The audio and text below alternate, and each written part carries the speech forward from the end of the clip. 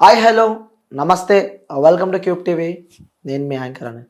So తెలంగాణలో Congress party అధికారంలోకి వచ్చిన తర్వాత కూడా అంటే ఈ విషయం పక్కన పెడితే ముఖ్యంగా ట్రాన్స్జెండర్స్ గురించి మనం మాట్లాడాల్సి వస్తే నిజంగా చాలాసార్లు మనం మాట్లాడినాం. ఎందుకంటే వాళ్ళు పడే కష్టాలు కానీ నిజంగా అవి చెప్పలేము, వర్ణించలేను అని చెప్పుకోవచ్చు. ఎందుకంటే నేను చాలామంది ట్రాన్స్జెండర్స్ని ఇంటర్వ్యూ చేశా, వాళ్ళతో నేను మాట్లాడుతూనే ఉన్నా. ఎందుకంటే వాళ్ళకి సంబంధించిన ప్రాబ్లమ్స్ ఏదైతే ఉంటుందో, సో ఈ సమాజానికి వాళ్ళ గురించి ఒక మెసేజ్ ఇవ్వాలనే వర్షంలో కూడా చాలాసార్లు నేను వాళ్ళకి సపోర్ట్ చేయడం జరిగింది. సో వాళ్ళు కూడా ఏదైనా ఇష్యూస్ ఉంటే మనతో చెప్పడం మనం చూస్తున్నాము. సో నిజంగా కాంగ్రెస్ పార్టీ తెలంగాణలో అధికారంలోకి వచ్చిన తర్వాత కూడా ట్రాన్స్జెండర్స్ని ఒక వాలంటరీ వ్యవస్థ లాగా వాళ్ళని నిర్మించాలంటూ కూడా ఒక కీలక ప్రకటన నడుస్తూ ఉంది. అది రాష్ట్ర ముఖ్యమంత్రిగా ఉన్న రేవంత్ రెడ్డి కూడా సో నిజంగా దీన్ని యాజ్ సూన్ యాజ్ పాసిబుల్ కూడా ఇది అమలు పరచాలని చెప్పి కూడా చెప్పినట్టయితే మనకి సమాచారం వస్తుంది. సో ఈ అంశానికి సంబంధించి కూడా ట్రాన్స్జెండర్స్ ఏమనుకుంటున్నారు, సో వాళ్ళ వర్షన్ ఏంది, ఎందుకంటే అనునిత్యం వాళ్ళు ఎప్పుడు కష్టాల్లోనే ఉంటారు. సో వాళ్ళని చూస్తూ అంటే ఈ సమాజానికి వాళ్ళు బయటికి రావాలన్నా సరే, ఏదైనా వర్క్ చేయాలన్నా కూడా సో పక్కన వాళ్ళ నుంచి బాగా ఫోర్స్ కానీ ఇబ్బంది కానీ, సో మానసికంగా కూడా వాళ్ళు ముఖ్యంగా ట్రాన్స్జెండర్స్ చాలా బాధపడుతూ ఉంటారు. సో ఈ అంశానికి సంబంధించి వాళ్ళు ఎలా ఫీల్ అవుతున్నారు, సో వాళ్ళు నెక్స్ట్ వాళ్ళ సొల్యూషన్ ఏంటి తెలుసుకునే ప్రయత్నం అయితే చేద్దాం. సో ఈ అంశానికి సంబంధించి మనతో మాట్లాడడానికి ట్రాన్స్జెండర్ అర్షిని గారు ఉన్నారు. సో తను ఒక మోడల్, తను ఒక యాక్ట్రెస్ అని కూడా చెప్పొచ్చు. సోషల్ యాక్టివిటీస్తో తన గురించి చెప్పాలంటే చాలానే ఉన్నాయి. సో తను ఎలా ఫీల్ అవుతుంది, తను కొన్ని ఆర్గనైజేషన్లో కూడా తను వర్క్ చేసిన అనుభవం తనకుంది. సో తన మాటలు అడిగి తెలుసుకుందాం వాళ్ళు ఎలా ఫీల్ అవుతున్నారు. సో నమస్తే అర్షిని గారు. నమస్తే అండి. ఎలా ఉన్నారు? నేను బాగున్నాను, మీరు ఎలా ఉన్నారు? సూపర్, చాలా సంతోషంగా ఉన్నట్టున్నారు ఆ ప్రకటన తర్వాత. సంతోషం అంటే సంతోషం అనే చెప్పుకోవాలి. ఇది ఒక శుభ పరిణామం అని చెప్పుకోవాలండి. ఎందుకంటే రేవంత్ అన్న రియల్ హీరోగా పరిగణించబడుతున్నారు. ఎందుకంటే ఎలక్షన్స్కి ముందు చాలా మంది చాలా వాగ్దానాలు చేశారు, చాలా ప్రకటనలు వెలువరిస్తారు. కానీ ఎలక్షన్స్లో గెలిచిన తర్వాత నిలబెట్టుకునే వాళ్ళు వెరీ ఫ్యూ పీపుల్ ఉంటారు. అసలు కొంతమంది అయితే ఎలక్షన్స్కి ముందు ఒకలాగా, ఎలక్షన్ తర్వాత ఒకలా ఉంటారు. ఎలక్షన్స్ క్యాంపెయినింగ్ టైంలోనే రేవంత్ అన్న చెప్పారు, నేను గెలిచినట్టయితే ట్రాన్స్జెండర్స్ యొక్క అభివృద్ధి కోసం, ట్రాన్స్జెండర్ యొక్క సంక్షేమం కోసం నేను కృషి చేస్తానని మాట ఇచ్చారు క్యాంపెయినింగ్ లో. సో ఆ మాట నిలబెట్టుకుంటున్నారు, ఆ మాట నెరవేరుతుంది అని మనము ఆయన ఛార్జ్ తీసుకున్న కొన్ని రోజులకే మనకి అర్థమవుతుంది. నాట్ ఓన్లీ ఇదొకటే కాదు, ట్రాఫిక్ సిగ్నల్స్ లో ట్రాన్స్జెండర్స్ కి ఆపర్చునిటీ ఇవ్వటం ఒకటే కాకుండా, వాలంటీర్స్ గానే కాకుండా వేరే కూడా క్షితిజ సమాంతర రిజర్వేషన్ అని వేరే కొన్ని ట్రాన్స్జెండర్స్ కి ఆపర్చునిటీ కల్పించే దిశగా ముందుకు జరుగుతుంది. కొంతమంది యాక్టివిస్టులు వీటందరి కోసం పోరాటం చేస్తున్నారు. ఇది మనం చాలా వరకు సినిమాల్లో చూస్తూ ఉంటాం కదండి. ఎక్కడైతే బెగ్గింగ్ చేస్తామో అక్కడ సక్సెస్ అవ్వటం, ఎక్కడైతే అవమానాలు పడ్డామో అక్కడే ఒక రేంజ్కి వెళ్ళిపోవటం, ఈ సినిమాలను చూస్తాం. కానీ రియల్ జీవితంలో ఇక్కడ జరుగుతుందంటే, ఏ ట్రాఫిక్ సిగ్నల్లోనైతే చప్పట్లు కొట్టేసి తాళి కొట్టేసి భిక్షాటన చేసుకునే ట్రాన్స్జెండర్స్ కి అదే ట్రాఫిక్ సిగ్నల్స్ లో ప్రజలని హ్యాండిల్ చేస్తే, ట్రాఫిక్ రూల్స్ ని క్రమశిక్షణలో పెట్టే పదవులను అలాంటి ఆపర్చునిటీ వీళ్ళకి ఇవ్వటం చాలా ఆనందించదగ్గ విషయం అనే చెప్పుకోవాలి. నిజంగా అదే అడుగుదాం అనుకున్నా. ఎక్కడైతే రోడ్ల దగ్గర సిగ్నల్ పడ్డప్పుడు వచ్చే ట్రాన్స్జెండర్స్ చెయ్యి చాపి మరి వాళ్ళు అడిగే పైసలు, సో అదే ట్రాన్స్జెండర్స్ ఇప్పుడు అదే సిగ్నల్ లో ఒక వ్యవస్థ, ఒక వాలంటీర్ వ్యవస్థ గవర్నమెంట్ కి సంబంధించి కాంట్రాక్ట్ బేస్ కి సంబంధించి కూడా అక్కడ వర్క్ చేయడం అంటే ఒక సక్సెస్ అనుకోవచ్చా? కొంతవరకు సక్సెస్ అనే అనుకోవాలండి. ఎందుకంటే ఎవరు కూడా ఇష్టపడి భిక్షాటన చేయడానికి ఇష్టపడరు. ఎందుకంటే అవమానాలు, కొంతమంది చీపో అంటారు, కొంతమంది చీపో అంటారు, లేవు అంటారు. అలా చీత్కారాలు చెదిరింపుల మధ్య భిక్షాటన చేసుకోవడానికి ఎవరు ఇష్టపడరు. బ్రతుకు తెరువు కోసం, పొట్టకోటి కోసం భిక్షాటన చేస్తారు. అలా భిక్షాటన చేసుకుంటున్న అదే ప్లేస్లో ఇప్పుడు గౌరవం దక్కుతుంది. చీపో వెళ్ళిపో లేవు అన్న మనుషులే ఇప్పుడు వాళ్ళని ఆపి, నువ్వు ఆగు, ఇది సెట్ చేయాలి, ట్రాఫిక్ రూల్స్ నువ్వు పాటించట్లేదు అని కండిషన్స్ పెట్టి వాళ్ళపై అజమాయిషీ చేసే ఒక చిన్న జాబ్, లేదు రూల్స్ పాటించే చిన్న జాబ్ ఇవ్వటం అనేది గౌరవం. అవమానాలు దొరుకుతున్న అదే ప్లేస్ లో గౌరవాన్ని కల్పించారు మన రేవంత్ రెడ్డి గారు అని చెప్పుకోవచ్చండి. అట్ ద సేమ్ టైం చాలా మంది చదువుకున్న వాళ్ళు, మోస్ట్ ఆఫ్ ది ట్రాన్స్ కమ్యూనిటీలో కూడా చదువుకున్న వాళ్ళు, జాబ్ ఆపర్చునిటీస్ లేక వర్క్ ప్లేసెస్లో వెళ్ళి జాబ్ కోసం వెళ్తే, నువ్వు జాబ్ లేవు, నువ్వు వెళ్ళిపో, నువ్వు you made for you made for begging అని అవమానించిన ఎంతోమంది ఇండస్ట్రీస్ వాళ్ళు, కొన్ని కంపెనీస్ ఉన్నారు. సొసైటీలో కొంతమంది నువ్వు జాబ్కి పనికిరావు అన్న వాళ్ళు ఉన్నారు. అలాంటి వాళ్ళు ఉన్నారు. అలా అవమానాలు భరించలేక చదువుకొని కూడా నిరంతరం అనునిత్యం కూడా అవమానాల మధ్యలో భిక్షాటన చేసే ట్రాన్స్ కమ్యూనిటీ వాళ్ళు చాలా మంది ఉన్నారు.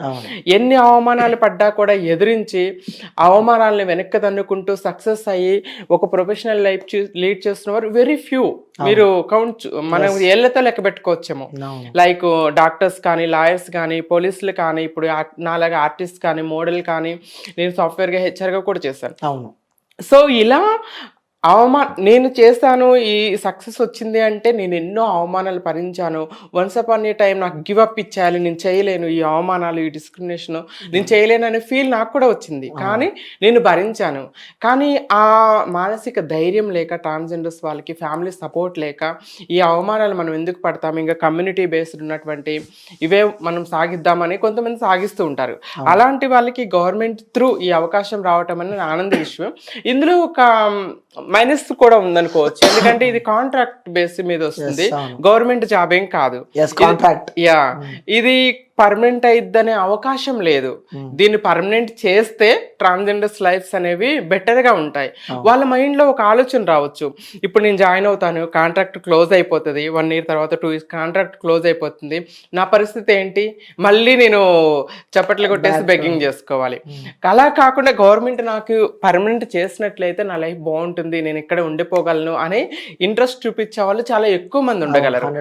అది ఒక్కటి ఉంది. కానీ రానున్న రోజుల్లో అవి కూడా గవర్నమెంట్ అవుతాయేమో చూద్దాము. ఇది మాత్రం శుభ పరిమాణం అని చెప్పుకోవచ్చు. అసలు మీరు ఎక్స్పెక్ట్ చేశారా? ఎందుకంటే ట్రాన్స్జెండర్స్ అంటే ముఖ్యంగా లైక్ నేను చూసిన ఇంటర్వ్యూస్ నేను చేసిన కాబట్టి, సో ట్రాన్స్జెండర్స్ అంటే ముఖ్యంగా వర్క్, బెగ్గింగ్, సో ఇలాంటి దానికే ట్రాన్స్జెండర్స్ పనికొస్తారు అని అనుకుంటే కొంతమంది వాళ్ళు ఉంటారు. అలా ఇలాంటి కోసమే ట్రాన్స్జెండర్స్ పనికొస్తారు అని.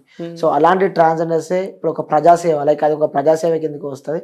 సో ఇలాంటి ఒక జాబ్స్ మీకు ట్రాన్స్జెండర్స్ కి ప్రత్యేక స్థానం, ఒక ప్రత్యేక ఏర్పాటు మీకు ప్రభుత్వం చేస్తుందని చెప్పి ఎప్పుడైనా అనుకున్నారా? అసలు ఇలాంటి ఒక వస్తుంది, ఇలాంటి పోస్టులు ట్రాన్స్జెండర్స్కి వస్తాయని చెప్పి అసలు వీటిని ఎక్స్పెక్ట్ చేయలేదు, అనుకోలేదు కూడా. ఎందుకంటే ఇప్పటికీ మా జాబ్ కోసము, ఎడ్యుకేషన్ కోసము, ఎంట్రన్స్ ఎగ్జామ్స్ రాసి అందులో క్వాలిఫై అవ్వటం కోసం కూడా కోర్టుకు వెళ్ళి మేము ట్రాన్స్, మాకు రిజర్వేషన్ కల్పించండి, మాకు ఇందులో అవకాశం కల్పించండి అని పోరాటం చేస్తున్నాం. ప్రతి జాబ్లో కూడా పోరాటం చేసి తెచ్చుకున్నాము. ఇప్పుడు డాక్టర్స్ అయిన వాళ్ళు కానీ, సో గ్రూప్స్ ఎగ్జామ్స్ రాస్తున్న వాళ్ళు కూడా కోర్టుకు వెళ్ళి మాకు అవకాశం, మాకు రిజర్వేషన్ ఇవ్వండి అని పోరాటం తెచ్చి సీట్లు తెచ్చుకుంటున్నారు. కానీ ఏ పోరాటం చేయకుండా ప్లేట్లో పెట్టి మా దగ్గరకు అందించినట్లుగా ఇది వచ్చింది. అన్ఎక్స్పెక్టెడ్ థింగ్ అనుకోవచ్చు అనమాట. మేము ట్రాన్స్ కమ్యూనిటీ వాళ్ళు ఎక్స్పెక్ట్ చేయలేదు. ఎందుకంటే మేము ఎక్కడికి పోయినా మేము పోరాడాలి, మేము వెతకాలి, కోర్టు మెట్లెక్కి, లాయర్ల చుట్టూ, పోలీసుల చుట్టూ దిగి ధర్నాలు చేసి మేము తెచ్చుకుంటున్నాం ఆపర్చునిటీస్. ఇది మాత్రం మేము అనుకోకుండా రేవంత్ రెడ్డి గారు మా ముందుకు పంపించిన opportunity most of the trans community వాళ్ళకి మాత్రం. దీని త్రూ అందులో నాట్ ఓన్లీ 1 పోస్ట్, చాలా పోస్టులు ఇచ్చే అవకాశం ఉంటుంది. మెనీ ట్రాఫిక్ సిగ్నల్స్ ఉన్నాయి మన హైదరాబాద్ లో. అంటే పోస్టులు కూడా చాలా ఎక్కువగానే ఉండొచ్చు. ఆయన చెప్పినట్టుగా 15 రోజుల్లో కంప్లీట్ నివేదిక ఇవ్వాలని చెప్పారు కదా. 15 days తర్వాత మనకి క్లియర్ గా అర్థమవుతుంది ఎన్ని పోస్టులు ఉండొచ్చు, శాలరీ ఎంత ఉండొచ్చు, సో ట్రాన్స్ కమ్యూనిటీ నుండి ఎన్ని అప్లికేషన్స్ తీసుకుంటున్నారు, దానికి క్వాలిఫికేషన్ ఏమైనా ఉండాలా, సో ఆ పోస్ట్ కి వాళ్ళు ఎటువంటి ఫెసిలిటీస్ కల్పిస్తున్నారు, అది కూడా మ్యాండేటరీ ఉండాలి. ఎందుకంటే జాబ్ చేసామా అంటే ఇప్పుడు సివిల్ డ్రెస్ లో ఇప్పుడు ఎవరైతే భిక్షాటన చేసుకుంటున్నారో శారీలో వెళ్ళిపోయి మీరు అట్లా జరగండి, ట్రాఫిక్ రూల్స్ పాటించాలి, అవన్నీ ఫాలో చేస్తే ఎవరు వినరు. ఇప్పుడు ట్రాఫిక్ పోలీసులు అయితే ఏ విధంగా వాళ్ళకి ఫెసిలిటీస్ ఇచ్చారో, ఒక యూనిఫామ్ ఇచ్చి ట్రాఫిక్ పోలీసులకి ఇచ్చినటువంటి ఒక యూనిఫామ్ ఇవ్వటం కానీ, కొన్ని బాధ్యతలతో పాటుగా ఒక రెస్పాన్సిబిలిటీస్ ఇచ్చినట్లయితే అప్పుడే వాళ్ళు ఖచ్చితంగా దాన్ని పాటించగలరు. వాళ్ళకి at the same time facilities కూడా కల్పించాలి.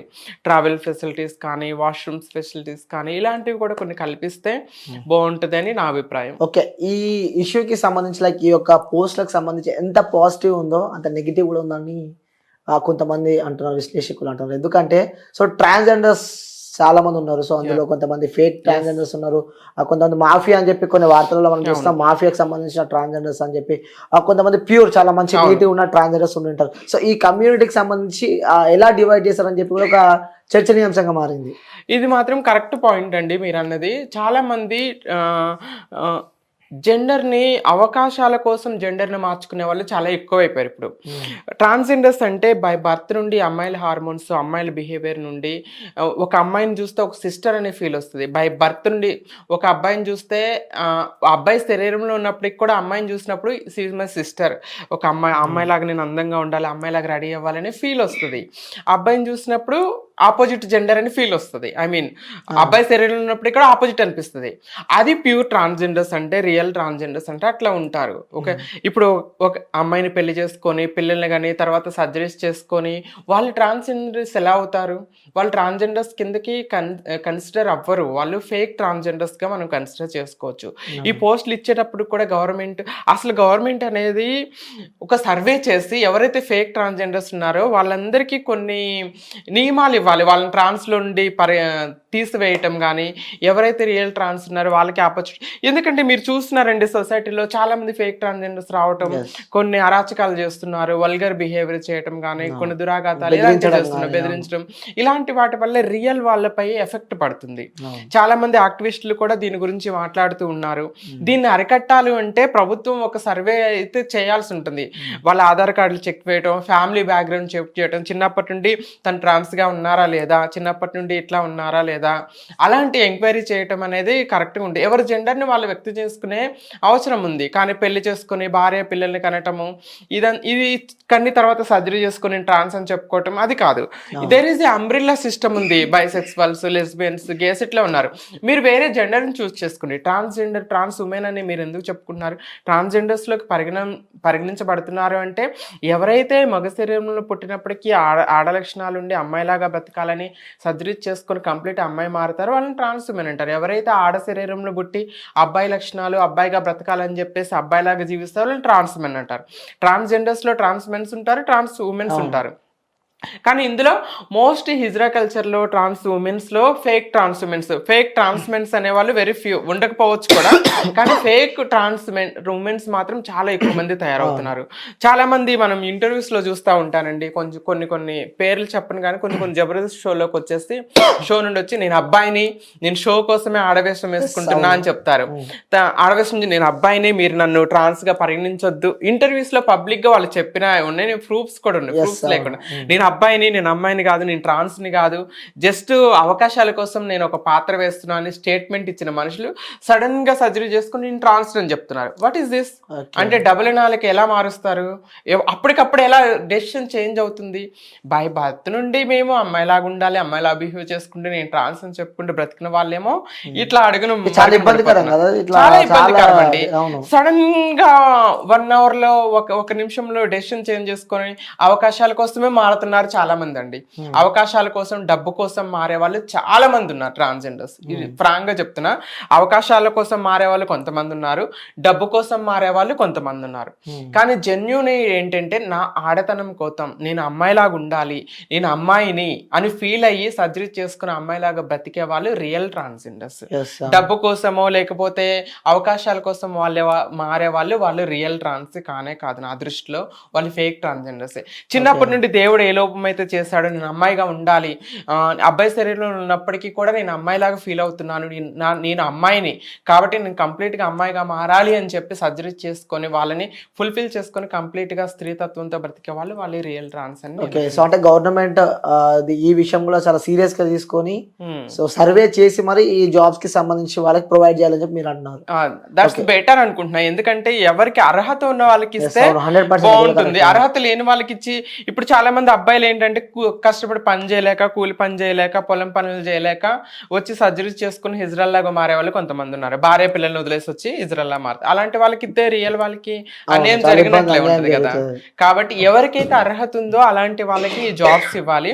So not only this job, ఇంకా రానున్న కాలంలో ఇంకా రిజర్వేషన్స్ కల్పించాలి, మంచి ట్రాన్స్ కమ్యూనిటీ వాళ్ళకి కూడా మంచి అవకాశాలు ఇవ్వాలని నేను కోరుకుంటున్నా. ఎందుకంటే పక్క రాష్ట్రమైనటువంటి కర్ణాటకలో గవర్నమెంట్ జాబ్స్ లో 1% రిజర్వేషన్ ఉంది.